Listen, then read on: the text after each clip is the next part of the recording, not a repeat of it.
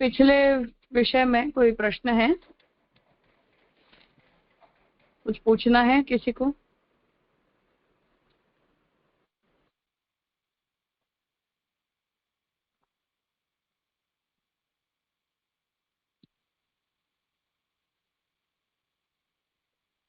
ठीक है, तो पिछले विषय में हमने चौथा 3 सूत्रों वाला उभय लिंगाधिकरण संपन्न किया, जहाँ श्री महाप्रभु जी ने इस विषय पर विचार किया कि ब्रह्म के गुणधर्मों का सामंजस्य हमें ब्रह्म के स्वरूप में किस प्रकार से करना चाहिए। तो यद्यपि वहाँ महाप्रभु जी ने कोई निर्णय नहीं दिया अपनी तरफ से, परंतु जो भी मत महाप्रभु जी को इस विषय में मान्य नहीं है, उन सभी मतों का संकलन करते हुए आपने ये मत प्रस्तुत किया कि ब्रह्म के अंदर गुणधर्मों का स्वीकार और अस्वीकार के बारे में जो भी विभिन्न मत हैं, उन सभी मतों का महाप्रभु जी को स्वीकार नहीं है, शंकराचार्य जी आदि का। इसलिए उस विषय में अपने मत को अब आगे का जो अरूपवदेव ही इस अधिकरण में श्री महाप्रभु जी उस विषय की चर्चा आगे ले रहे हैं।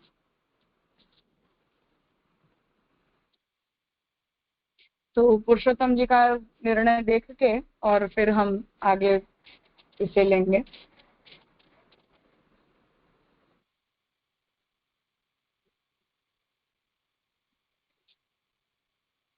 तो अरूपवदेव ही इसके प्रथम सूत्र में श्री महाप्रभु जी ने इस विषय का विचार किया।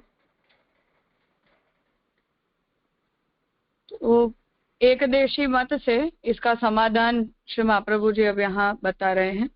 तो पहले के सूत्र में जो ये विचार आया कि श्रुति के अंदर ये बात कही गई कि ब्रह्म सभी कामनाओं से पूर्ण है, सभी गंध आदि से पूर्ण है, तो उस पर ये प्रश्न उपस्थित हुआ कि ब्रह्म के अंदर जड़ और जीव के धर्मों का स्वीकार कैसे किया जा सकता है।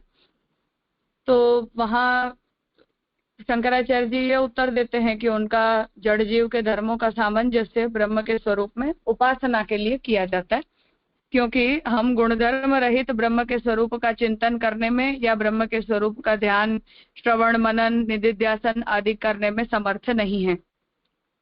तो उपासना के लिए उनमें उनका सामंजस्य किया जाता है, परंतु उसके कारण ये आपत्ति उपस्थित हुई कि भगवान कारण रूप है, इसलिए कार्य के रूप में जड़ जीव के अंदर जितने भी धर्म आते हैं वो तो वस्तुतः भगवान के अंश रूप ही धर्म होते हैं, और भगवान के अंश रूप धर्म होने पर वस्तुतः वो धर्म भगवान के कहे जाएंगे।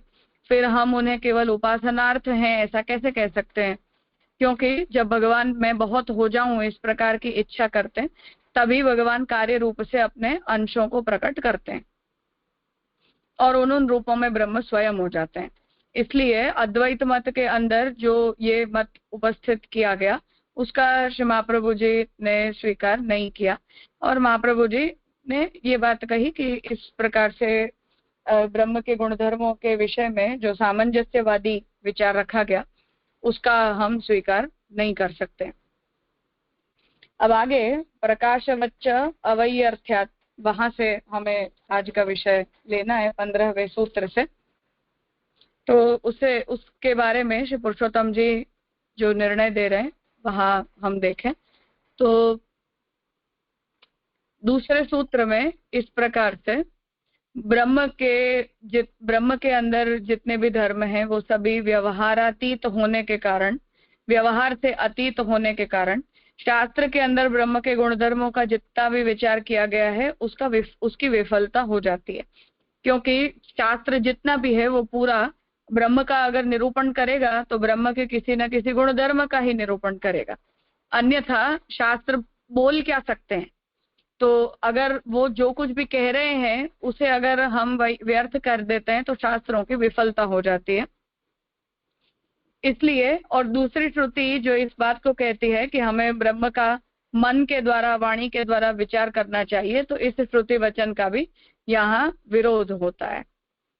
जैसे पुरुषोत्तम जी उदाहरण दे रहे हैं कि जैसे सूर्य का जो प्रकाश होता है वो व्यवहार हो या अव्यवहार्य हो, परंतु फिर भी हम उसे स्वतः नहीं कर सकते हैं, आने पर तो सूर्य जो है वो मेघ आदि के अभाव में जब हमें सूर्य का सानिध्य प्राप्त होता है तब उसके साथ हम व्यवहार कर सकते हैं। उसी प्रकार से लौकिक हमारा जितना भी वाणी है, हमारा मन है, वो सब भी ब्रह्म के विषय में स्वतः व्यवहार नहीं कर सकता है, परंतु जब हम ईश्वर के सन्निधान में होते हैं तब ब्रह्म के अंदर हम उसका व्यवहार कर सकते हैं। इसलिए जब हम ईश्वर के सन्निधान से रहित होते हैं तब ब्रह्म सभी व्यवहार से अतीत होते हैं, और जब हम ईश्वर के सन्निधान में होते हैं तब सभी धर्मों से युक्त होने पर ब्रह्म के स्वरूप और ब्रह्म के गुण के अंदर व्यवहार किया जा सकता है। इसलिए श्रुति का वैफल्य नहीं होता और श्रुति वचन का विरोध भी नहीं होता है। अन्यथा जो श्रुति इस बात को कहती है कि मैं औपनिषद पुरुष की जिज्ञासा करती हूँ, और फिर जब श्रुति ये बात कहती है कि वो ब्रह्म ऐसा है कि जो वाणी से अतीत है, तो ये दोनों ही वचन जो है वो एक दूसरे से विरोधी सिद्ध होंगे। इसलिए हमें इन दोनों में से भी कोई भी एक वचन के प्रति सिलेक्टिव हुए बिना दोनों ही वचनों के अर्थ को हम मेंटेन कर सकें, उस प्रकार के सिद्धांत को हमें डिराइव करना चाहिए। इसलिए सन्निधान और असन्निधान दोनों की ही स्थितियों में ब्रह्म का सधर्मक होना और ब्रह्म का निर्धर्मक होना, इन दोनों ही प्रकार के श्रुति वचनों के बोध की व्यवस्था का हमें विचार करना चाहिए, स्वीकार करना चाहिए। ऐसा दूसरे सूत्र के भाष्य में श्री महाप्रभु जी आज्ञा करना चाह रहे हैं।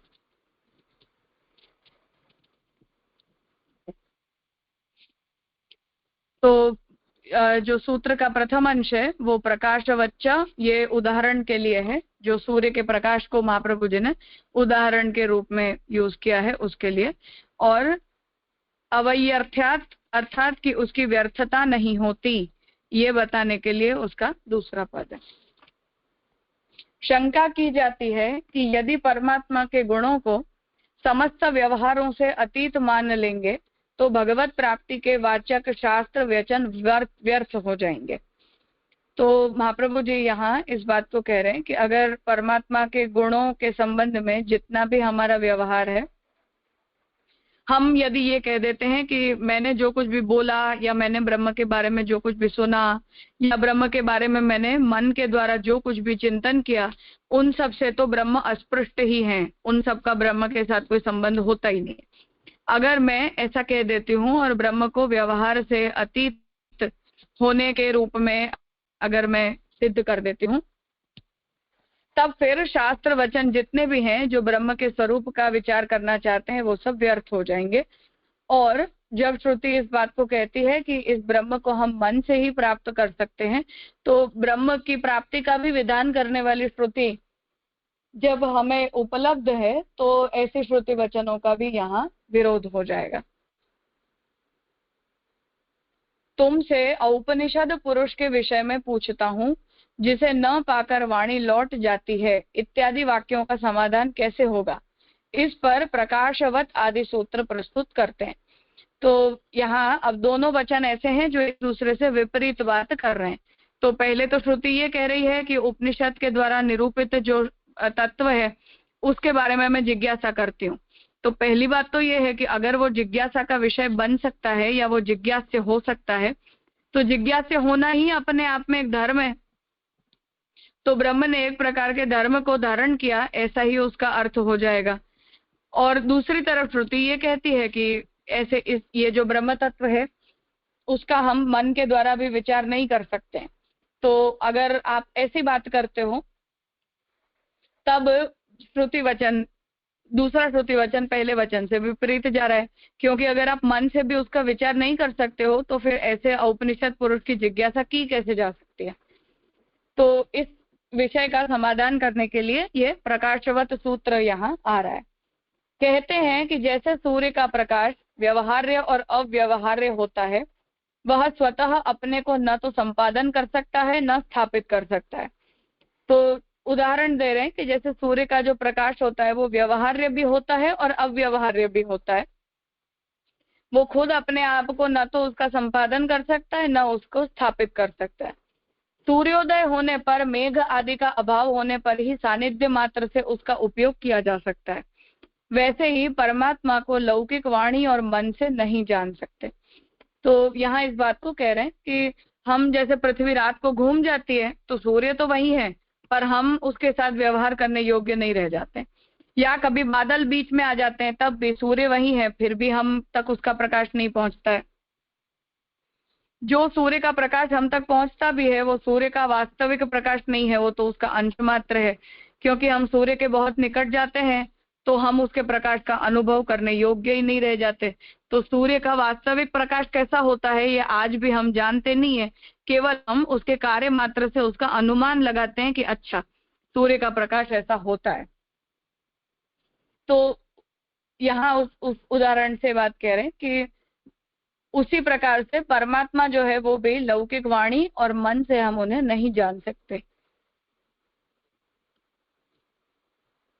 ईश्वर के सन्निधान से ही उन्हें जान सकते हैं। यही औपनिषद पुरुष की जिज्ञासा और यतोवाचो आदि दोनों श्रुतियों से ध्वनित होता है। यदि ऐसा अर्थ नहीं करेंगे तो शास्त्र व्यर्थ हो जाएगा। तो अगर हम उसका ऐसा अर्थ नहीं करते हैं तो शास्त्र की व्यर्थता हो जाती है।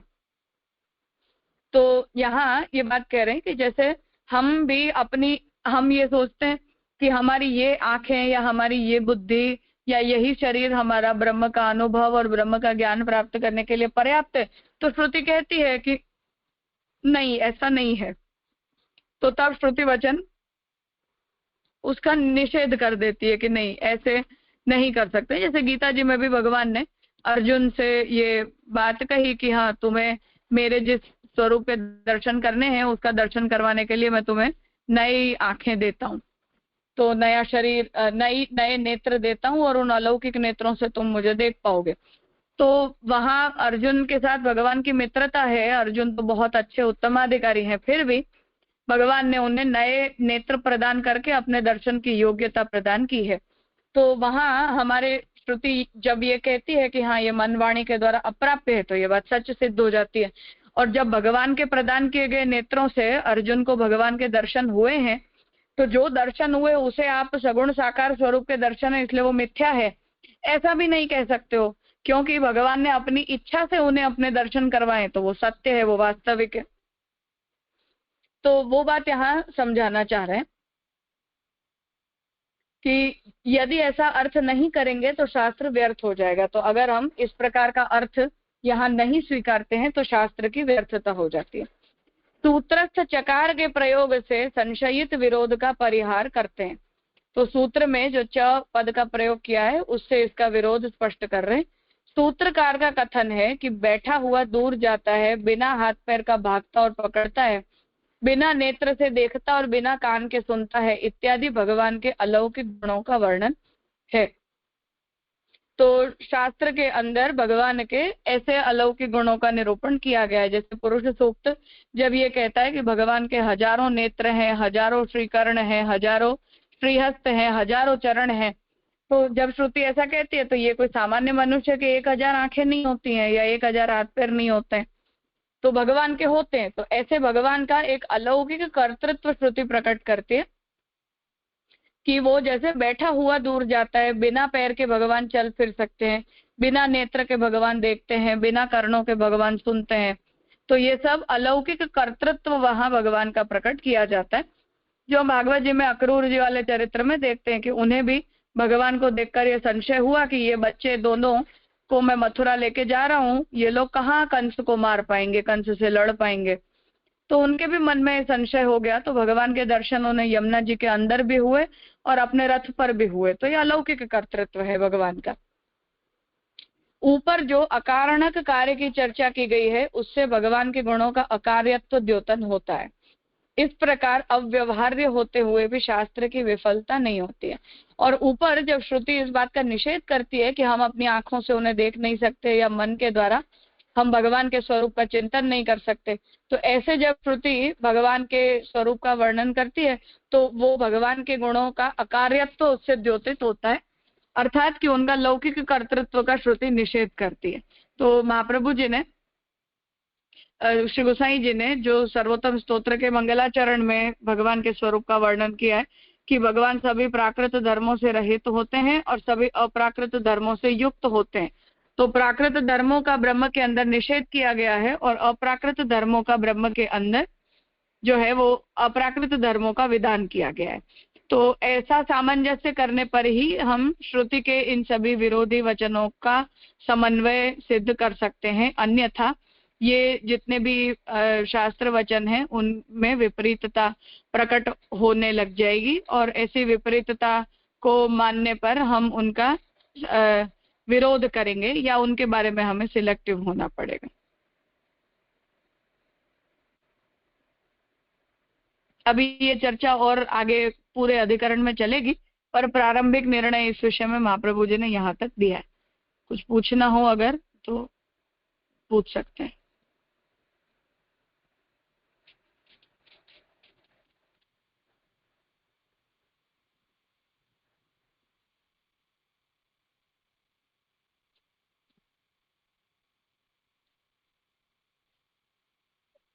ठीक है, तो आगे देखें।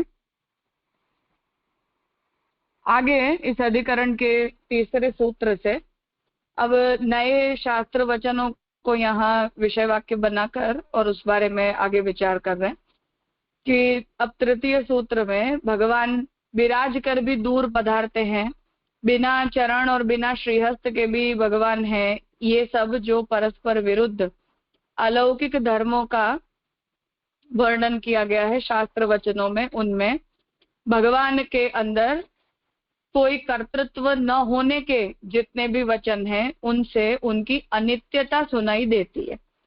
इस प्रकार के व्यवहार के अंदर भी उन सभी धर्मों की सिद्धि होने पर शास्त्र के वैफल्य का निराश होगा।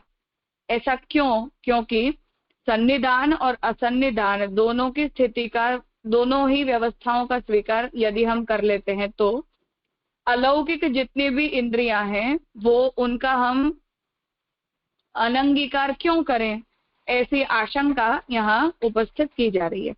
तो बृहदारण्यक वचन, बृहदारण्यक श्रुति को यहाँ उद्धृत कर रहे हैं कि वो जिस प्रकार से सैंधव का घन है, इन सब के द्वारा किया गया जो ब्रह्म का प्रज्ञान घनत्व है, उसका श्रवण करने पर हम उनके प्रज्ञान घनत्व की कल्पना अपनी इंद्रियों के द्वारा नहीं कर सकते, और न ही क्रिया का भी उस बारे में अभाव हो सकता है। वहीं वेद भी है, वो भी वेद के अंदर भी जो निश्वसितत्व है, अर्थात कि वेद भी ब्रह्म का निश्वास है, वहां भी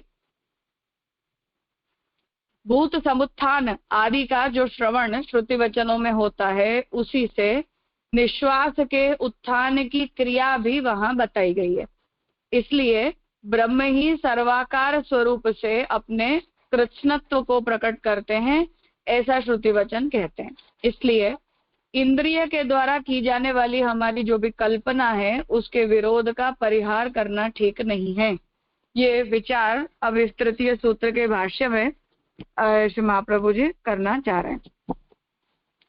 आह च तन्मात्रम, कुछ संशय करते हुए परिहार करते हैं, कहते हैं कि उन्हें कौन देखता है जो अचक्षु होता है, अर्थात जिसकी आंखें नहीं होती, इत्यादि में जो इंद्रियों का वर्णन है उसे लौकिक इंद्रियों से विरुद्ध अलौकिक क्यों नहीं मान लेते। ऐसा मानने से स्वतः ही विलक्षणताओं का समाधान हो जाएगा। तो यहाँ महाप्रभु जी ये प्रपोजल दे रहे कि ब्रह्म के गुणधर्मों का समन्वय करने के लिए जो एक उपासनार्थ बताया, किसी दूसरे ने ये कहा कि भेद मान लेना चाहिए, किसी ने कहा कि सच्चित शरीर मान लेने चाहिए, तो इतने सब ज्यादा विचार करने की आवश्यकता ही क्या है? उन धर्मों की हम अलौकिकता क्यों नहीं मान सकते? ऐसा मानने से वो प्राकृत धर्मों से विलक्षण होकर और स्वतः ही इस पूरी समस्या का समाधान हो जाता है कि हम जैसा अपने प्राकृत व्यवस्था में देखते हैं ऐसा भगवान के विषय में नहीं होता है। अलौकिक न मानने से अकारण कार्यत्व, नित्य अलौकिकत्व आदि संभव नहीं है।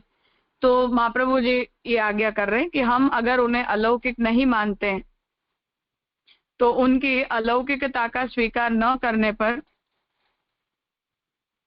अकारण कार्यत्व, अर्थात कि भगवान सप्रयोजक कार्य में प्रवृत्ति नहीं करते, तो न्याय ये बात कहता है कि कोई भी सामान्य बुद्धिहीन मनुष्य भी क्यों न हो, परंतु बिना फल की अपेक्षा के कोई भी पुरुषार्थ के अंदर वो प्रवृत्ति नहीं करता है।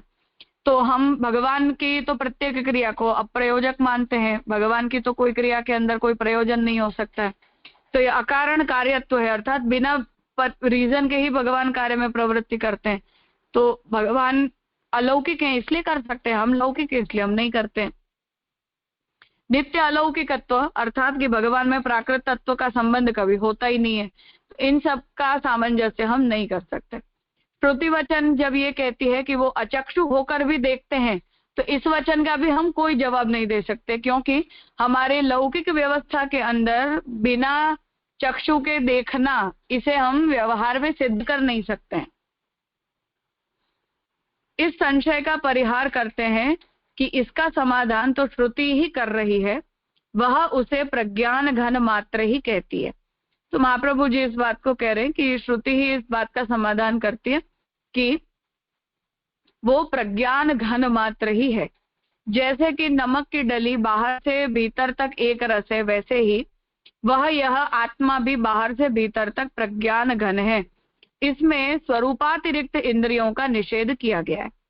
तो भगवान अंतर और बाह्य दोनों एक रस हैं। तो हमारे अंदर कुछ और है, हमारे बाहर कुछ और है, परंतु भगवान के स्वरूप के अंदर अंदर बाहर का कोई भेद नहीं है। तो भगवान सर्वत्र सर्व समान है। तो भगवान के अंदर स्वरूप के अतिरिक्त तो हमारी आत्मा अलग है, फिर हमारा सूक्ष्म शरीर अलग है, फिर हमारा स्थूल शरीर अलग है, और ये सब अंदर और बाहर से एक रूप नहीं है। अंदर हमारे अंदर की तत्व कुछ और हैं और हमारे बाहर के तत्व कुछ और हैं। तो हम पूरी तरह से एक रूप नहीं है हर तरह से। तो उसे यहाँ बता रहे हैं कि उसका ही यहाँ निषेध करना चाहते हैं कि भगवान के अंदर स्वरूपातिरिक्त इंद्रियां नहीं है। तो इंद्रियां और भगवान का स्वरूप ये दोनों में भेद नहीं है, वो दोनों एक रूप हैं। वस्तुतः परमात्मा में लौकिक अलौकिक किसी भी प्रकार की इंद्रियां नहीं है और न उनमें क्रिया भाव ही है। तो भगवान में लौकिक अलौकिक कोई प्रकार की इंद्रियां नहीं है और उनके अंदर क्रिया का अस्तित्व भी नहीं है। वेद विरुद्ध इस प्रकार की कल्पना की भी नहीं जा सकती। वेदों में संसार की सृष्टि और विनाश आदि का जो उल्लेख मिलता है, उनमें भी कहीं भगवान की इंद्रियों का उल्लेख नहीं है। तो पूर्व पक्षी ये अगेंस्ट आर्ग्यूमेंट दे रहा है कि ऐसा हम नहीं कह सकते, क्योंकि शास्त्र के अंदर जहां भी संसार को उत्पन्न या विनष्ट करने का भी विचार है, वहां कहीं भी भगवान की इंद्रियों का उल्लेख नहीं है। अर्थात कि भगवान ने अपने श्रीहस्त से सृष्टि को बनाया, या भगवान ने चलकर ब्रह्मा जी को आज्ञा दी, या अपनी वाणी के द्वारा आपने ब्रह्मा जी को कुछ कहा, ऐसा कोई भी उल्लेख हमें मिलता नहीं है। इसलिए इंद्रियों की परिकल्पना नहीं करनी चाहिए, अपितु यही मानना चाहिए कि समस्त साकार वस्तुएं उन्हीं की स्वरूप है, वही परमात्मा की साकार मूर्ति है। सर्वेंद्रिय विवर्जितम इत्यादि स्मृति भी है। इसी भाव से इंद्रिय कल्पना का विरोध भी नहीं है। तो यहाँ उत्तर पक्ष के रूप में इस बात को कहना चाहते हैं कि नहीं, ऐसा कहने की जरूरत नहीं है। हमें हमारी जैसी इंद्रियां होती हैं उस प्रकार से भगवत स्वरूप में इंद्रियों की कल्पना करने की जरूरत भी नहीं है। परंतु ये ब्रह्मांड के अंदर जितनी भी पदार्थ हैं वो सभी भगवान की साकार स्वरूप ही हैं। इसलिए मेरे नेत्रों से भी भगवान ही देखते हैं, आपके नेत्रों से भी भगवान ही देखते हैं। इसलिए जितने भी चेतन पदार्थ इस पूरे ब्रह्मांड के अंदर हैं, वो ब्रह्मांड के सभी चेतन पदार्थ भगवान के ही श्रीहस्त हैं, भगवान के ही चरण हैं, भगवान के ही नेत्र हैं। वो सब कुछ जो है वो भगवान की ही इंद्रियां हैं। इसलिए भगवान अपने अंदर सब कुछ जो है वो पूर्णता से प्रकट कर लेते हैं। इसलिए श्रुति स्मृति वचन भी ये बात कहती है कि भगवान में सभी इंद्रियों को विवर्जित है, अर्थात कि वो इंद्रियां भगवान में नहीं है। इसी भाव से इंद्रिय कल्पना का विरोध भी नहीं है, अर्थात कि भगवान के स्वरूप की इंद्रियां कुछ और हैं, उस प्रकार से भगवान के स्वरूप में इंद्रियों की कल्पना करना ऐसा नहीं। परंतु जैसे हमारा शरीर है उस प्रकार से भगवान में इंद्रियां हैं, ऐसी कल्पना नहीं करनी। परंतु ये समस्त ब्रह्मांड जो है वो भगवान का ही रूप है। जितने भी आकार हैं वो भगवान के ही धारण किए हुए आकार हैं, इसलिए प्रत्येक आकार में भगवान की ही साकारता है। इसलिए हम सभी के आकार में रही हुई जितनी भी इंद्रियां हैं, जितने भी नेत्र हैं, उन सभी इंद्रियों को ही भगवद इंद्रियों के रूप में हमें कह देना चाहिए। अतिरिक्त इंद्रियों की कल्पना नहीं करनी, ऐसा पूर्व पक्षी का कथन है।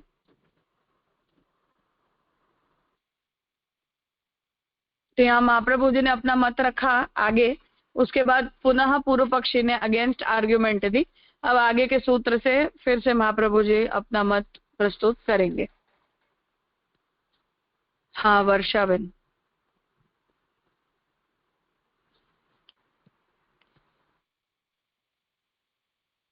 आप अनम्यूट करके बोल सकते हैं।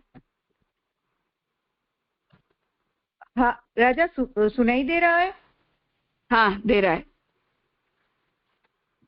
हाँ राजा, दंडवत प्रणाम। अभी वेदांत अधिकरण माला में आपने कहा ना कि जो तृतीय सूत्र में उसमें तत्रैव निश्वास उत्थान क्रिययोः उक्तत्वात्, तो ये पंक्ति है ना, उसमें जो निश्वास आता है ना, आगे भी निश्वासी तत्वस्य 2 बार आया, तो निश्वास जो शब्द है उसको किस तरह समझने का? निश्वास पद का उपयोग इसीलिए किया जाता है ताकि हम ये ना समझ लें कि मुझे मेरे मुंह से जैसे कुछ शब्द निकालने की जरूरत पड़ती है, ऐसे भगवान ने वेदों को वाणी के रूप में प्रकट किया है। तो जब हम ये कहते हैं कि वो भगवान की परावाणी है, वो भगवान की वैखरी नहीं है, तो उस परावाणी के रूप में ही वेदों को सिद्ध करने के लिए निश्वास पद का प्रयोग किया जाता है। तो वहां से ये बात कहना चाहते हैं कि इसीलिए हमें भगवान के स्वरूप में इंद्रियों की कल्पना नहीं करनी चाहिए। जी, यानी हम लोग जैसे मुख से बोलते हैं वैसे भगवान ने मुख से नहीं कहा है, ऐसा समझने का ना राजा? हाँ हाँ जी। तो अब सबको, हर किसी को हम ये परा पश्यंती मध्यमा वैखरी ये सब समझा नहीं सकते हैं। तो इसलिए शास्त्र ये बात कहते हैं कि हम भगवान के द्वारा निश्वसित हैं वेद। तो निश्वसित का क्या अर्थ करेंगे हम? तो ये कि बिना वाणी के प्रकट हुआ है, फिर हम विस्तार से उसे समझ सकते हैं कि हाँ उसे हम परावाणी कहते हैं। जी राजा। तो पूर्व पक्षी ये बात कहना चाहता है कि महाप्रभु जी ने जो ये आर्ग्यूमेंट दी कि नहीं, गुणधर्मों का स्वीकार हमें ब्रह्म में करना चाहिए, तो वो ये पूर्व पक्षी ये बात कहना चाहता है कि नहीं करना चाहिए, क्योंकि शास्त्र में कहीं भी भगवान की कोई इंद्रियां हो ऐसा कोई उल्लेख आया नहीं है, और वो इंद्रियां नहीं होती हैं यही बात सिद्ध करने के लिए ये यूज किया जा रहा है वचन। जी राजा, बिल्कुल। दंडवत प्रणाम राजा। तो संग्रह करें अगर हम विषय का, तो अभी की जो नई आर्ग्यूमेंट है उसमें हमारे पास 3 पॉसिबिलिटीज खुली हैं। पहली तो ये है कि भगवान शंकराचार्य जी जैसा कहते हैं उस प्रकार से सर्वथा निर्गुण निर्धर्मक होते हैं, वो पॉसिबिलिटी बनी हुई है। और भगवान में जो भी धर्म या गुण दिखाई देते हैं वो सब सगुण होते हैं, निर्गुण ब्रह्म के नहीं होते हैं, माया आविष्ट ब्रह्म के होते हैं। दूसरी आर्ग्यूमेंट अपने पास ये है कि नहीं, हमें भगवान के गुणधर्म, भगवान की इंद्रियां, इन सब में हमें अलौकिकता का स्वीकार कर लेना चाहिए, और उन्हें अलौकिक मानते हुए हमें ब्रह्म में इनका सामंजस्य नहीं करना चाहिए। ये दूसरी आर्ग्यूमेंट आई। और तीसरी जो यहाँ ये कहना चाहते हैं कि नहीं, इंद्रियों को कहना ही नहीं चाहिए, ब्रह्म जो है वो इंद्रियातीत ही होते हैं, इसीलिए ब्रह्म के आकार्यत्व का निरूपण श्रुतियों के अंदर किया जाता है। और हम सबके आकार के रूप में सर्वाकार होकर ब्रह्म जो है वो इंद्रिय को धारण करते हैं, इसलिए पुरुष सूक्त में ये कहा गया है कि भगवान के हजारों चरण, हजारों नेत्र और हजारों श्रीहस्त आदि होते हैं। तो ये 3 प्रपोजल जो है वो अभी इस विषय में अपने पास उपलब्ध है। जी राजा, रिकॉर्डिंग किया ना? हाँ किया है। हाँ जी जी, धन्यवाद राजा, प्रणाम। हाँ भानुबेन। હા રાજા પ્રણામ. મારું આ થોડું ઘણું થઈ ગયું વર્ષાબેનના પ્રશ્નમાં, પણ મારે પણ એ જ હતું કે અહીં શું આજ્ઞા કરે છે કે वस्तुतः परमात्मा में लौकिक अलौकिक किसी भी प्रकार की इंद्रिया नहीं है. तो આપણે એવું સમજી શકીએ કે એ આત્માથી જ બધું કરી શકે છે. દેહ ઇન્દ્રિય જેમ આપણા છે દેહ ઇન્દ્રિય તેમ નથી, પણ એ આત્મા જ બધું કરી શકે છે. આત્મા વડે જ બધું જુએ છે, આત્મા વડે જ सूंघे છે, આત્મા વડે જ સાંભળે છે. તો એ આત્મા રૂપ છે એનું, એવું સમજી શકીશું કઈ? एक तो बात है ये महाप्रभु जी का सिद्धांत नहीं है, ये पूर्व पक्ष है. जी जी. तो महाप्रभु जी ने अभी तक अपना मत यहाँ उपस्थित नहीं किया है. अच्छा. इस बारे में उपलब्ध जितने भी मत हैं उन सभी को यहाँ केवल महाप्रभु जी इकट्ठा कर रहे हैं और उन्हें एक दूसरे से चर्चा करवा रहे हैं केवल. अच्छा, तो ये तो, देखो ये नहीं समझ में आता राजा कि पूर्व पक्ष कहाँ खत्म हुआ, उत्तर पक्ष कहाँ है, वो नहीं समझ में आती. बात करके गुचवाड़ा हो जाता है. तो नहीं, अभी तो ये है. हाँ, अभी महाप्रभु जी का सिद्धांत नहीं है ये. जी जी जी, बस आए समझ. कैसा है, लिखित डायलॉग है, इसलिए हमें समस्या होती है और यहाँ वक्ता को मेंशन नहीं किया गया है. जैसे अभी मैं बोल रही हूँ और अभी आप बोल रहे हो. अब कोई व्यक्ति इसे अगर लगातार लिख देता है और उसमें ये नहीं कहता कि ये मेरे वाक्य हैं और ये आपके वाक्य हैं, तो ये एक लगातार चर्चा के रूप में लिखा जा सकता है ना. तो ये भाष्य उस तरह से है. तो कहीं कहीं ये बात है कि कुछ सूत्र ही पूरे पूर्व पक्ष के हैं या कुछ सूत्र ही पूरे उत्तर पक्ष के, तो सर्वत्र ऐसा नहीं है. तो वो एक चलती चर्चा है, फिर निर्णय अंत में जाकर आता है. तो इसलिए थोड़ी सी उसमें असमंजस हो जाता है. ऐसी बात तो समझ में आती है, पर पूर्व पक्ष उत्तर पक्ष में हो जाता है.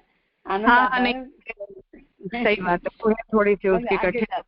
तो आगे चलें, है ना. हाँ.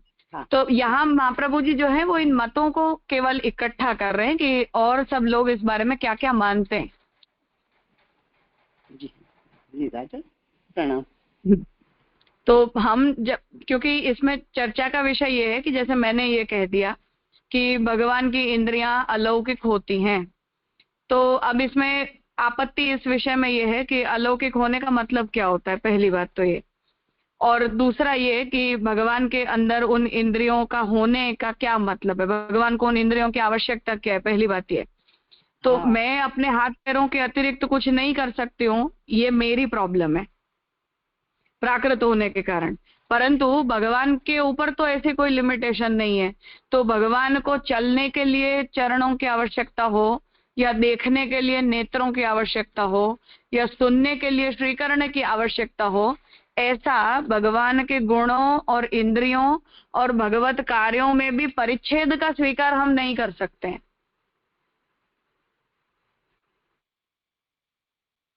जी राजा, बहुत ये समस्या है. जैसे श्रुति वचन ने ये कहा कि वो अचक्षु होकर देखता है, अब ये हिंट है एक. अब उसी तरह से भगवान अपाद होकर चल भी सकते हैं, श्रीहस्त बिना भगवान कार्य भी प्रकट कर सकते हैं. तो ये मेरी लिमिटेशन है कि मैं अपने हाथों से जो काम करती हूँ वो मैं मेरे पैरों से नहीं कर सकती, या मैं मेरे पैरों से जो काम करती हूँ वो अपने कानों से नहीं कर सकती हूँ. पर ये तो मेरी मर्यादाएं हैं ना प्राकृत होने के कारण. तो हम भगवान के अंदर ये इंद्रियां अलौकिक हैं ऐसा अगर कह भी देते हैं एक बार के लिए, तो सुनने में अच्छा लगता है, सुनकर हमें अच्छा लगता है, परंतु उसके हम आगे का विचार करते हैं तो उसमें विचार ये उपस्थित होता है कि ऐसा जरूरी ही क्यों है. तो जो पूर्व पक्षी यहाँ प्रश्न उपस्थित कर रहे हैं वो ये कर रहा है कि ऐसा चाहिए ही क्यों.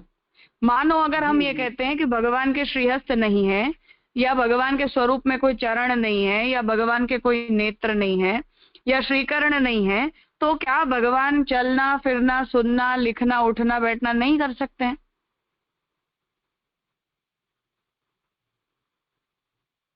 या प्राकृत जीवों के अंदर भी ऐसे कितने ही अपंग लोग हैं जो एक इंद्रिय के न होने पर अपनी दूसरी इंद्रियों से वो कार्य ले लेते हैं.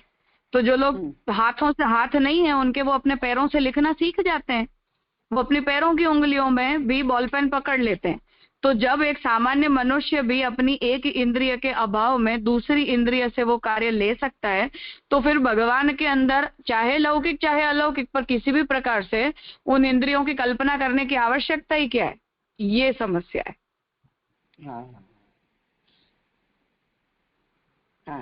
और जब हम भगवान को कारण के रूप में मानते हैं और हम ये कहते हैं कि हम सब उनके कार्य हैं, तो मेरी आंखें या मेरे हाथ पैर भी तो वस्तुतः भगवान के ही तो हैं, या आपके भी जो हैं वो भी तो भगवान के ही हैं।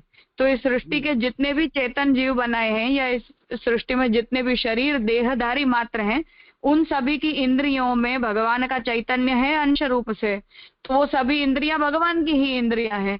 तो पुरुष सूक्त के वचन में जब ये कहा जाता है कि भगवान के हजारों नेत्र होते हैं, हजारों श्रीहस्त होते हैं, तो हम सभी के हाथ पैर और नेत्रों को ही उस वचन के अर्थ के रूप में क्यों नहीं स्वीकारा जा सकता है, ये पूर्व पक्षी कहना चाहता है। इसलिए वो अंततः ये बात कहना चाहता है कि हमें भगवान में अलौकिक इंद्रियां होती हैं, जैसा पिछले सूत्र में महाप्रभु जी ने ये बात कही कि सूर्य के साथ के अपने व्यवहार के उदाहरण से उस प्रकार से। तो पूर्व पक्षी ये आर्ग्यूमेंट दे रहा है कि भगवान में लौकिक हो चाहे अलौकिक हो, पर इंद्रियों की कल्पना की जरूरत ही क्या है। जी हाँ, अब पता चला कि अपन अलौकिक समझ रहे हैं, वो भी नहीं है, पूरी बात नहीं है, हाँ, अधूरी है। हाँ, तो कहने की जरूरत क्या है, अलौकिक इंद्रियां कहने की जरूरत क्या है, बस ये मुद्दा है पूर्व पक्षी के पास कि ऐसी आवश्यकता ही क्या है कहने की। अच्छा, समझ में आई है कि भगवान अशरीर होकर भी सब कुछ कर ही सकते हैं, ये वो आर्ग्यूमेंट देना चाहते हैं। हम तो खुश हो जाते हैं अलौकिक इंद्रियां कह के, बस हो गई बात पूरी, पर नहीं है, यहाँ तो आगे है और आगे है। हाँ, इसलिए वो पूर्व पक्षी यहाँ आपत्ति ले रहा है। तो ये जो उदाहरण उसने श्रुति से दिया है, तो श्रुति वहां ये कह रही है कि भगवान तो एक नमक की डली के जैसे चैतन्य का पिंड है, तो वो आनंद का पिंड, चैतन्य का पिंड है, प्रज्ञान घन है। तो हमारा ज्ञान होता है, भगवान का प्रज्ञान होता है, और वो प्रज्ञान का घनीभूत स्वरूप है। तो चैतन्य जो है हमारा चैतन्य खंडित है, वो घन नहीं है। तो उसके लिए श्रुति ये बात कहती है कि जैसे मैंने मेरी आंखों से कभी कुछ किया, उसका ज्ञान मेरे पैरों को नहीं होता है, या कभी मेरे पैर में कुछ क्रिया हो जाती है, संभवतः उसका ज्ञान मेरे कानों को नहीं होता है। तो हमारे शरीर के अंदर हमारा जो चैतन्य है वो विभाजित और खंडित होता है। भगवान के श्रीअंग में वो चैतन्य विभाजित और खंडित नहीं होता है। जैसे सोते समय हमारे आसपास कुछ हो गया तो हमें पता नहीं चलता है, क्यों नहीं पता चला? या जैसे चूहे के लिए ऐसा कहा जाता है कि चूहा काटता है तो खून निकलता है पर दर्द नहीं करता है। तो अब हम रात को सो रहे हैं और रात को सोते समय भी चूहा हमारे पैर को खा गया तो हमें कुछ पता नहीं चलता है, हम सुबह उठते हैं तभी हमें पता चलता है। क्यों? क्योंकि आपका पैर कोई निर्जीव थोड़ी था, परंतु वहां वो चैतन्य उसमें उस क्रिया के अंदर प्रकट नहीं होता है, क्योंकि चूहा जो है वो अपने शक्ति से उसे निर्जीव बना देता है, वो एनेस्थेसिया का काम करता है। तो ये हमारा चैतन्य कब प्रकट हुआ उस क्रिया के अंदर? नहीं हो पाया। तो हमारा जो चैतन्य है वो परिच्छिन्न होने के कारण वो प्रज्ञान घन नहीं है, अर्थात घनीभूत नहीं होता है, वो विभक्त और खंडित रहता है। जबकि भगवान का जो चैतन्य धर्म है वो घनीभूत होता है और अखंड रहता है। इसलिए पूर्व पक्षी ये प्रपोजल दे रहा है कि जब हम श्रुति में ये देखते हैं कि ब्रह्म के हजारों नेत्र हैं, हजारों चरण हैं या हजारों श्री हस्त हैं, ऐसा जब हम पुरुष सूक्त में पढ़ते हो तब हमें भगवान के उन सहस्र श्रीहस्त और गुणधर्मों का सामंजस्य प्राकृत जड़ चेतन पदार्थों के इंद्रियों से कर लेना चाहिए, क्योंकि अंशांशी संबंध होने के कारण भगवान के ही कार्यभूत अंश रूप जो ज्ञान है या शक्तियां हैं वो हम सभी के अंदर प्रकट होती है। इसलिए भगवान में इंद्रियां अलौकिक हैं ऐसा नहीं बोलना है, ये ओवरऑल कहना चाहता है वो। अभी तक तो हम अलौकिक इंद्रियां करके खुश हो जाते थे, पर ये तो आगे बात चली। अच्छा, बहुत अच्छा। हाँ। प्रणाम। राजा, प्रज्ञान गण का एक मतलब ऐसा होगा ना कि एक ही स्वरूप का अखंडित ज्ञान जो भगवान में है, प्रज्ञान गण। नहीं, ऐसे नहीं। हाँ। इसे जैसे हमारा जो शरीर है वो संघात है। संघात का मतलब है ग्रुप है। तो मुझे चैतन्य के संचार के लिए आत्मा की जरूरत है, फिर उस चैतन्य का अनुभव करवाने के लिए मुझे प्राण की जरूरत है, फिर उस प्राणों को अपने शरीर में प्रवाहित करने के लिए मुझे लंग्स और प्राण वायु की जरूरत है, और फिर अन्य अन्य कार्य करने के लिए मुझे दूसरे दूसरे कंपोनेंट्स चाहिए। तो ये पूरा जो बखड़ जंतर है हमारे शरीर का, इसका हर कंपोनेंट अपने आप में अपूर्ण है, वो एक दूसरे से अपने आप को पूरा करता है।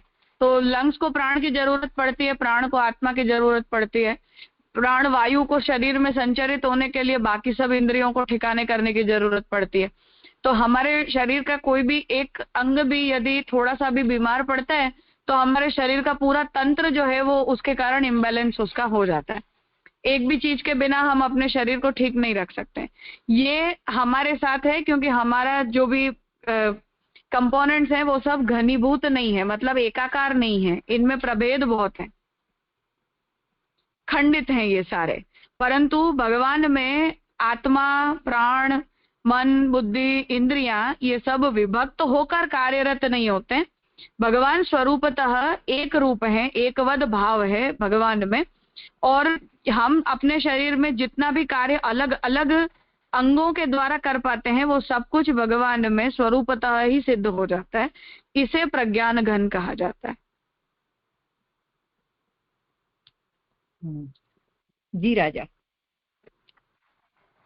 तो हमारे शरीर की जो चेतना है, अर्थात हमारा अस्तित्व है या हमारी जो चेतना है, वो अलग अलग विभागों के अंदर विभक्त होकर कार्यरत करती है, इकट्ठी होकर काम नहीं करती है।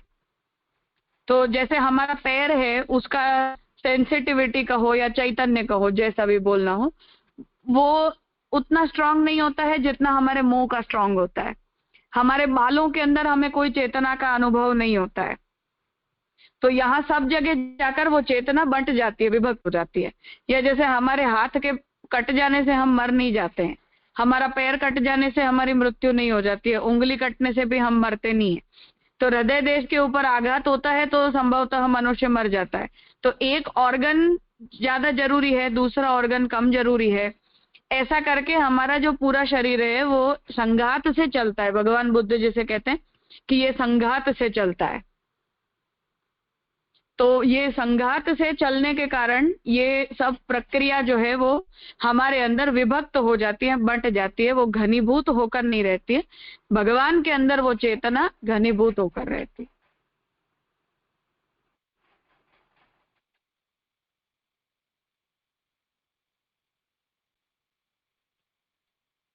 इसलिए पूर्व पक्षी इस बात को कहना चाहता है कि हम हमारे शरीर की स्थिति या अपने प्रक्रिया की कल्पना करके और भगवान के ऊपर उसे इम्पोज करना चाह रहे हैं, और अच्छी भाषा का उपयोग करने के लिए हम ये कहते हैं कि नहीं नहीं, भगवान में हमें सब कुछ अलौकिक कह देना चाहिए।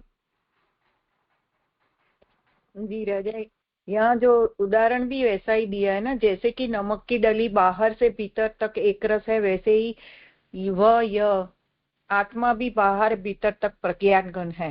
अब पूरे पूरे समझ में आया राजा। हाँ बराबर है, एकदम समझ में आ गया। दंडवत प्रणाम राजा। अखंड और सखंड समझाया है अच्छी तरह। हाँ,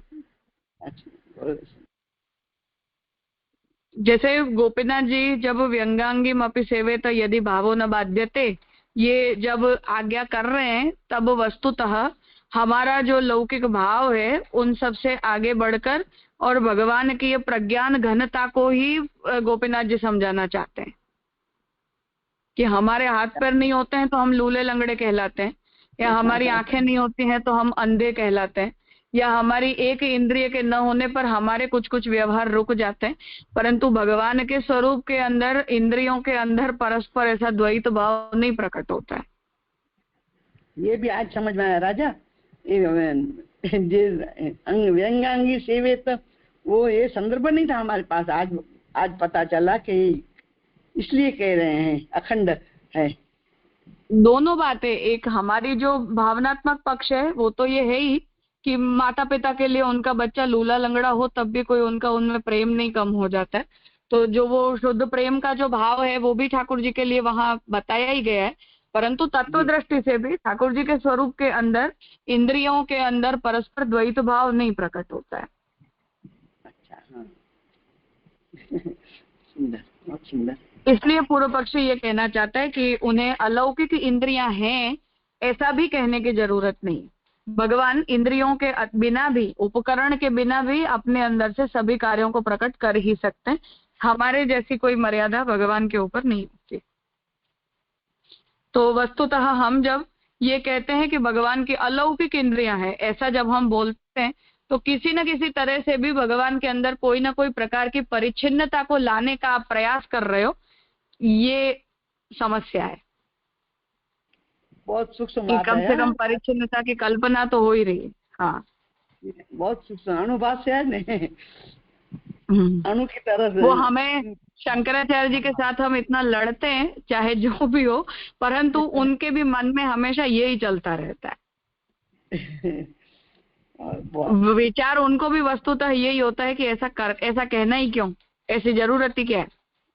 देखो तो भगवान को सधर्मक होना ही क्यों, भगवान को इंद्रियवान होना ही क्यों, इतनी कट्टरता है देखो इनमें भी। हाँ, तो होती तो है ना। अपने मत का स्थापन तो हर कोई करना चाहता ही है ना, किसी भी तरह।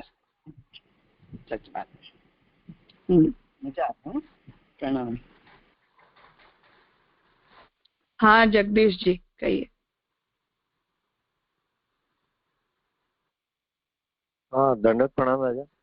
तो अब जैसे जैसे ये सूत्र तो अभी जो भानुमासी जी ने पूछा और आपने इतना विस्तार से समझा है, वो बात तो समझ में है कि यहाँ लौकिक और अलौकिक दोनों प्रकार के पक्षों का पूर्व पक्षी ने प्रश्न उठा दिया है। पर इससे जो पिछले में जो डिसीजन दिया, माने परमात्मा को लौकिक वाणी और मन से नहीं जान सकते और ईश्वर के सन्निधान से उन्हें जान सकते हैं, और वो जो श्रुतियों का सामंजस्य किया कि ते तो उपनिषद और ये तो वाचो का, और ये भी कहा कि ऐसा अर्थ नहीं देंगे तो शास्त्र व्यर्थ हो जाएगा। तो और फिर आगे बताया कि वो जो पुरुष सूक्त की श्रुतियां भी बताई कि बिना हाथ पैर भागता पकड़ता है वगैरह वगैरह, तो अलौकिक गुणों का वर्णन है जिसमें अकारणक कार्य की चर्चा भी की गई। तो ये महाप्रभु जी का मतलब डिसीजन है, उस पे ये पूर्व पक्ष आया कि हम अलौकिक मान लें करके, पूर्व पक्षी ऐसा कह रहा है कि अलौकिक भी क्यों मान लें, ऐसा समझे। हाँ, महाप्रभु जी ने अपनी तरफ से ये कहा कि हमें भगवान में अलौकिकत्व का स्वीकार करना चाहिए। तो पूर्व पक्षी ये कह रहे हैं कि अलौकिकत्व भी कहने की जरूरत ही क्या है, उसके बिना भी हम काम चला सकते हैं।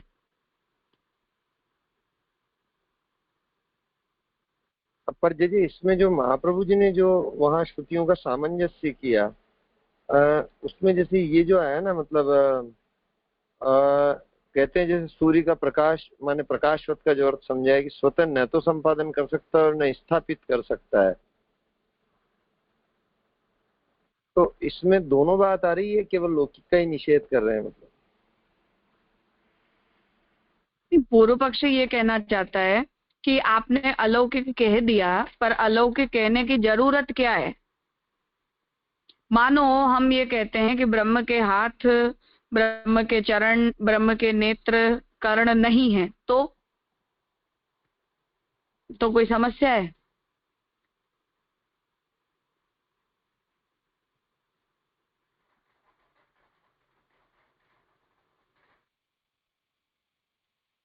नहीं, समस्या तो नहीं, क्योंकि ब्रह्म तो काम कर ही सकता है ना, जो श्रुति कह रही है उसके हिसाब यही से। पूर्व पक्षी कहना चाह रहे हैं कि फिर आप ये सब कुछ अलौकिक है ऐसा बोलकर और ब्रह्म के स्वरूप में या ब्रह्म के गुण में इस लिस्ट को ऐड कर ही क्यों रहे हो, जरूरत क्या है ऐसे। उसके बिना भी ब्रह्म का तो कार्य चल ही रहा है, चल सकता ही है।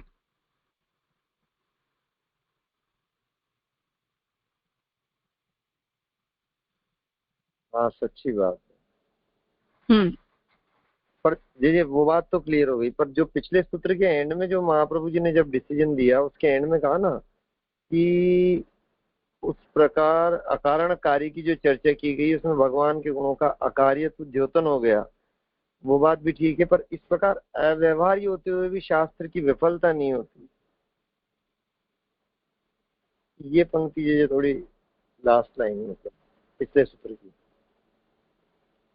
वहां ये कहना चाहते हैं कि दो श्रुति वचन हमें मिल रहे हैं। एक में ब्रह्म में व्यवहार होने का वचन मिल रहा है कि हम मन से ही ब्रह्म को प्राप्त कर सकते हैं, और दूसरा श्रुति वचन मन से ब्रह्म को अतीत बता रहा है। तो इन दोनों श्रुति वचनों में से कोई एक को सिलेक्ट करने के बजाय हम ये कह दें कि ब्रह्म के दूर होने पर, अर्थात लौकिक इंद्रियों के द्वारा ब्रह्म अव्यवहार्य होता है और अलौकिक इंद्रियों के द्वारा ब्रह्म व्यवहार्य होता है, ऐसा हम कह देंगे तो श्रुति वचन विफल भी नहीं होंगे और हमारी बात भी रह जाएगी।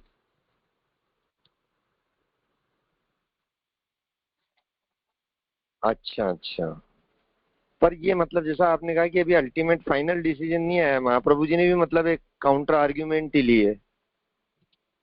हाँ, महाप्रभु जी ने अपनी तरफ से उत्तर दिया, फिर से पूर्व पक्षी ने प्रॉब्लम दी, अब और आगे देंगे, ये तो अधिकरण पूरा चलेगा।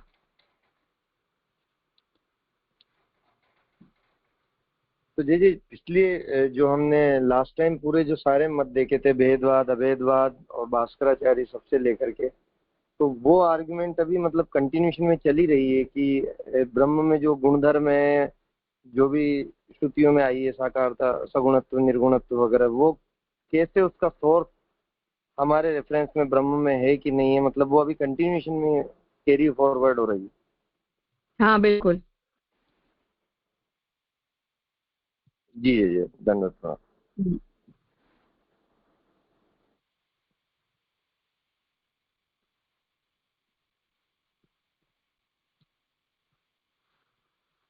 हाँ हितेन भाई। हाँ धन्यवाद प्राण राजा। जिस तरह पूर्व पक्ष ये बात करता है कि अलौकिक क्यों कहने की जरूरत क्या है, तो इन्हें भी एक देशीय मत में तो वो लोग कहते ही है ना कि भाई उनको इंद्रिय नहीं है, ऐसा कहने की जरूरत क्या है। तो फिर वो श्रुति एक बात एक तरफ कह रही है ना कि पानी पादो जवनो ग्रहिता, तो फिर एक देशीय मत में तो वो लोग एग्री हो रहे हैं ना, ऐसा नहीं कह सकते राजा? नहीं, वो ये कहना चाह रहे हैं कि हमें कोई आपत्ति नहीं है कि ब्रह्म के अंदर कार्य प्रकट हो सकता है। शंकराचार्य जी का तो एक्सट्रीमिस्ट ओपिनियन ये है कि ब्रह्म में कार्य प्रकट ही नहीं हो सकता है, क्योंकि कर्तृत्व का धर्म भी ब्रह्म में नहीं है, तो कर्तृत्व भी ब्रह्म में सगुण धर्म के रूप में ही प्रकट होता है। तो शंकराचार्य जी तो उसके भी अगेंस्ट हैं, पर मान लेते हैं हम कि चलो ब्रह्म में कर्तृत्व प्रकट हो सकता है। पर कर्तृत्व को प्रकट करने के लिए ब्रह्म को इंद्रियां चाहिए, और उन इंद्रियों को अब आप अलौकिक कहोगे, ये जरूरी नहीं है। ओके उस तरह बात कर रहे। हाँ माने कर्तृत्व है वो लौकिक उनको इंटरप्रेट करते हैं, सृष्टि का जो कर्तृत्व है, हाँ तो उनको ये जो हाँ ओके हाँ, ये जो लौकिक कर्तृत्व है जगत रूपी या जो भी, तो उसमें फिर अलौकिक इंद्रिय कहने की जरूरत नहीं, इस तरह का उनका आर्ग्यूमेंट है ना पूर्व पक्ष जो महाप्रभु उठा रहे हैं। हाँ ठीक है मजा वो ये कह रहे हैं कि ब्रह्म में, जैसे श्रुति जब ये कहती है कि ब्रह्म ने ये संकल्प किया कि मैं एक में से अनेक हो जाऊं, तो क्या वहां श्रुति ने ऐसा कहा कि ब्रह्म ने अपने हाथों से सृष्टि बनाई या ब्रह्म ने अपने नेत्रों से सृष्टि को देखा? तो ऐसा तो कोई उल्लेख श्रुति कर नहीं रही है कि ब्रह्म ने अपनी इंद्रियों का उपयोग किया है। तो भगवान के तो संकल्प मात्र से सृष्टि प्रकट हो गई है, तो जब संकल्प मात्र से प्रकट हो गई है, फिर हमें उनमें अलौकिक भी हो पर इंद्रियों की कल्पना करने की जरूरत ही क्या है?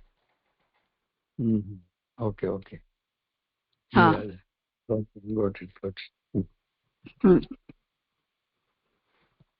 जी राजा।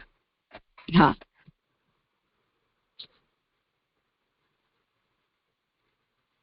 क्योंकि ये सब समस्या सांप्रदायिक जो भी आचार्यों के ओपिनियन है उनको देखने पर समझ में आती है। तो हम जैसे काका ने अभी प्रवचन के समय थोड़ी सी इस बारे में हिंट दी थी, विभूति रूप हो जाना, परब्रह्म हो जाना, या ऐसे जो भी विग्रहों के अंदर जो भाव या प्रतिष्ठा आदि प्रकट किए जाते हैं। स्वयंभू हो उनमें नहीं, पर स्वप्रतिष्ठापित जो होते हैं उनमें। स्वयंभू जितने भी होते हैं उनमें इन चीजों से कोई अंतर नहीं पड़ता है। परंतु जैसे हम ये कहते हैं कि भगवान साक्षात हैं, रामानुजाचार्य जी ऐसा नहीं मानते हैं, मध्वाचार्य जी ऐसा नहीं मानते हैं। तो अब मैंने अपने घर में जो भी विग्रह पधराए हैं उनका श्रीअंग, उनकी इंद्रियां, उन्हें पधराए जाने वाले जितने भी उपचार हैं उनका साक्षात ग्रहण होता है या परंपरा या ग्रहण होता है? अपने सिद्धांत में साक्षात ग्रहण होता है, उनके सिद्धांत में नहीं होता है। साक्षात ग्रहण वैकुंठ में होता है, पृथ्वी लोक में नहीं होता है। तो अब जब हम ये कह रहे हैं तो भगवान की इंद्रियों में, भगवान के श्रीअंग के अंदर भेद प्रकट हुआ कि नहीं हुआ? तो विग्रह के रूप में मेरे घर का स्वरूप में जो भी देह इंद्रिय हैं वो, और वैकुंठ में भगवान जिस रूप से जो देह इंद्रियां धारण करके विराजते हैं वो, ये दोनों एक नहीं है उनके सिद्धांत में, अपने यहाँ एक है। सही बात है। तो अब ये जब डिफरेंस क्रिएट किया तो ये सिद्धांतगत डिफरेंस है ना। करेक्ट। हम वहां उस डिफरेंस को मान रहे हैं, कह रहे हैं। सच्ची बात। ये बात यहाँ कहना चाहते हैं कि हम मान लें कि हाँ भगवान की इंद्रियां अलौकिक होती हैं, बेटर, नाइस, अच्छी बात है, हमें ऐसा कहने में और स्वीकारने में कोई आपत्ति नहीं है। परंतु वो ये कहना चाहते हैं कि जरूरत ही क्या है, इंद्रियों की ही क्या आवश्यकता है भगवान को, बिना इंद्रिय भी प्रकट हो सकते हैं। तो गोपीनाथ जी से भी जाकर हम ये पूछें कि व्यंगांगम अपि सेवेत यदि भावो न बाध्यते, तो मानो कोई ठाकुर जी के स्वरूप के अंदर नेत्र के दर्शन न होते हो, जहाँ आधे टाइम हम अलंकार आदि नेत्र के जो अलंकार धराते हैं, तो अब अलंकार न भी हो तो क्या उसका अर्थ है कि ठाकुर जी हमें देख नहीं रहे? करेक्ट। या मानो ठाकुर जी यहाँ तक मानते कि ठाकुर जी दृष्टि से भी आरोप थे। फिर तो अब आप जब ये कहते हो तो अलौकिक नेत्र हैं ऐसा बोलने की जरूरत है क्या? नहीं भी है तब भी तो ठाकुर जी का कार्य थोड़ी रुकता है उससे। मानो कोई अलंकार न धराए, ठाकुर जी के नेत्र में अवकाश हो और अलंकार न धराए, तो क्या उसका अर्थ है कि ठाकुर जी हमें, उनके ठाकुर जी देख नहीं रहे? तो अगर मूल भाव से जाकर आप ऐसा सोचते हो तो सोच भी सकते हो एक बार के लिए, परंतु प्रारंभिक सिद्धांततः हम ये नहीं कह सकते हैं ना। तो वस्तुतः इंद्रियों की आवश्यकता नहीं है, ये पूर्व पक्षी के आर्ग्यूमेंट। इसलिए उसे लौकिक और अलौकिक की चर्चा में पढ़ने की ही आवश्यकता नहीं। पर क्योंकि इंद्रियों के न होने पर भी ब्रह्म में कर्तृत्व का निषेध नहीं हो जाता है, इसलिए। हाँ, एकदम। पर राजा ये नहीं समझा जाएगा कि ये ब्रह्म को निरूपण कर रहे हैं तो अलौकिक नहीं कहे जाए तो चले, पर अपन तो जब भगवान को सगुण साकार को निरूपण कर रहे हैं तो अपन अलौकिक कहना ही पड़ेगा नहीं, ऐसा मेरे को लग रहा। पर हमारे सिद्धांत में भी साकार और निराकार ये दो तत्व भेद नहीं है ना, कार्य भेद है केवल इनमें। जी जी, हाँ हाँ, समझिए। तो हम शंकराचार्य जी के तरह सगुण और निर्गुण ब्रह्म में कोई अवस्था भेद थोड़ी मानते हैं। नहीं मानते कि माया शबलित ब्रह्म अलग होता है और माया बिना का ब्रह्म अलग होता है, अर्थात उनकी अवस्था भेद होती है, ऐसा तो हम कहते नहीं है। ये भी खुलासा भैया देखो मेरे को। अच्छा, तो हम तो केवल कार्य भेद मानते हैं, तो कार्य भेद मानने पर आपको ऐसी स्पष्टता करने की जरूरत ही कहाँ है? जी, बहुत सुंदर। हाँ, आनंद का विषय है। प्रणाम। हाँ, नहीं अच्छा तो लगता है, थोड़ा सा माथा मारना पड़ता है, पर हम रुचि लेते हैं तो अच्छा ही लगता है।